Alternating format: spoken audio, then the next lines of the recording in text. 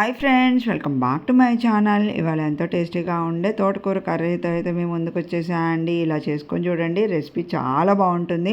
ముందుగా ఒక కట్ట తోటకూర, ఒక కట్ట చుక్కకూర అయితే తీసుకొని మంచిగా సన్నగా కట్ చేసుకొని 1-3 సార్లు అయితే వాష్ చేసుకొని కుక్కర్లో అయితే ప్లేస్ చేసుకోవాలండి. దాంట్లో ఒక టమాటో, నాకు టామరిన్ పేస్ట్ రెడీగా ఉంది.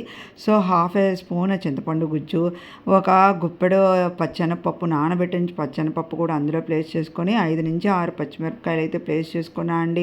ఇందులో పచ్చికారం ఉంటేనే బాగుంటుంది ఎర్రకారం కన్నా. సో పచ్చిమిరపకాయ కారం ఎక్కువ వేసుకొని, ఎర్రకారం తక్కువ వేసుకొని, కొద్దిగా చిటికెడు పసుపు అయితే యాడ్ చేసుకొని కుక్కర్ క్లోజ్ చేసుకొని 3 విజిల్స్ రానివ్వండి. దాన్ని ఉడికిన తర్వాత మన టేస్ట్కి తగ్గ సాల్ట్ అయితే వేసుకొని మంచిగా మెదుపుకోవాలి. తాలింపు కోసం తాలింపు గిన్నె పెట్టుకొని ఆయిల్ యాడ్ చేసుకొని తాలింపు గింజలు, కరివేపాకు, పెద్దుల్లిపాయ, చిన్నుల్లిపాయ వేసుకొని మంచిగా తాలింపు వేగిన దాన్ని ఈ కుక్కర్లో ప్లేస్ చేసుకొని దగ్గర ఉంచుకోవటం అండి. Trust me, must try.